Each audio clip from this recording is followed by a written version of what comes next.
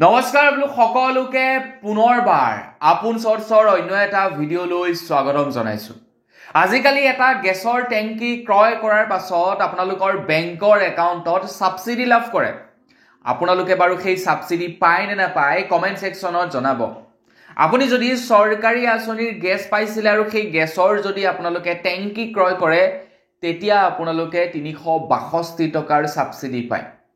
আৰু আপোনালোকে যদি নিজৰ পকেটৰ পইচা খৰচা কৰি গেছৰ কানেকশ্যন লৈছিলে তেনেকুৱা সিলিন্ডাৰ এটা আপোনালোকে ক্ৰয় কৰিলে 100 টকাৰ ভিতৰত আপোনালোকে সাবসিডি লাভ কৰে। তো আপোনালোকে সাবসিডি বাৰু পায় নে নাপায় কমেন্ট সেকশনত জনাওকচোন। আৰু সাবসিডি যদি আপোনালোকে নাপায় সেইটো আপোনালোকৰ এটা দুৰ্ভাগ্য, কাৰণ চৰকাৰে আপোনালোকক ফ্ৰী কৈ কিবা এটা দি আছে আৰু সেই বস্তুটো আপোনালোকে ল'ব পৰা নাই।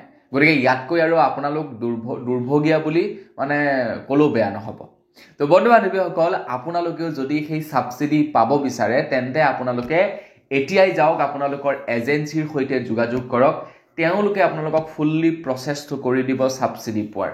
তেনেকুৱা একো বৰ বিশেষ প্ৰচেছ নাই যে ঢেৰ কিবা কিবি কৰিব লাগিব, তেনেকুৱা একো নহয়।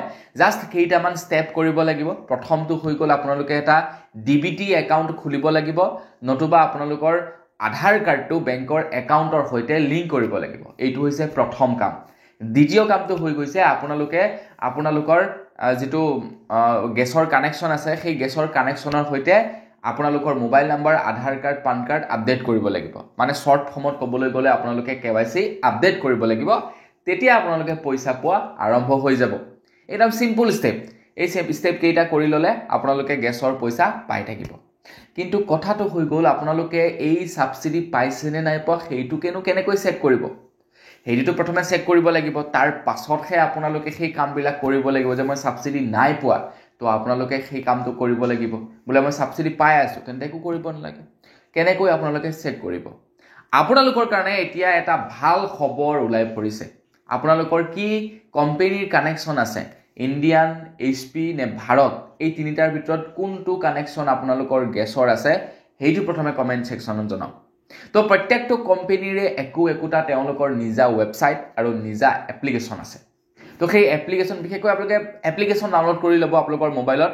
এপ্লিকেশ্যন ডাউনলোড কৰি তাত আপোনালোকে আপোনালোকৰ গেছৰ কানেকশ্যনৰ সৈতে থকা ৰেজিষ্ট্ৰেশ্যন মোবাইল নাম্বাৰটো দি এপ্লিকেশ্যনটো লগ ইন কৰি ল'ব। আৰু তাৰ পাছত আপোনালোকে চাব পাৰিব যে আপোনালোকে সাবসিডি পাইছে নে নাই পোৱা। আৰু যদি সাবসিডি নাই পোৱা তেনেহ'লে আপোনালোকে তাতে KYC আপডেট কৰিব পাৰিব সাবসিডিৰ কাৰণে। আৰু কি প্ৰক্ৰিয়াৰ দ্বাৰা সাবসিডি পাব সেই সম্পৰ্কেও আপোনালোকে ইয়াতে গম পাব পাৰিব।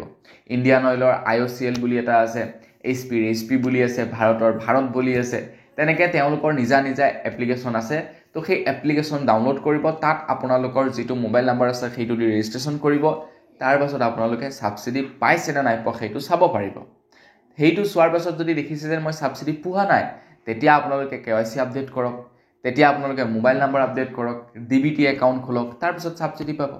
বা সববিলাক বোলে আপোনালোকৰ হৈ আছে তথাপিও সাবসিডি পোৱা নাই, ডেট মিনছ আপুনি বুকিং কৰা নাই গেছটো লোৱাৰ আগত। তো গেছটো লোৱাৰ আগত আপোনালোকে বুকিং কৰিব লাগিব। বুকিং কৰি সেই বুকিং নাম্বাৰটো দি আপোনালোকে গেছ ল'ব লাগিব, তেতিয়া সাবসিডি পাব। মানে এটা দীঘলীয়া প্ৰচেছ আছে, নথকা নহয়, কিন্তু বৰ বিশেষ টানো নহয় সেই প্ৰচেছটো। আৰু সেই প্ৰচেছ মতে কৰিলে পইচা আপোনালোকে সাবসিডি পাব, মানে ৰাজ সাহায্য লাভ কৰিব।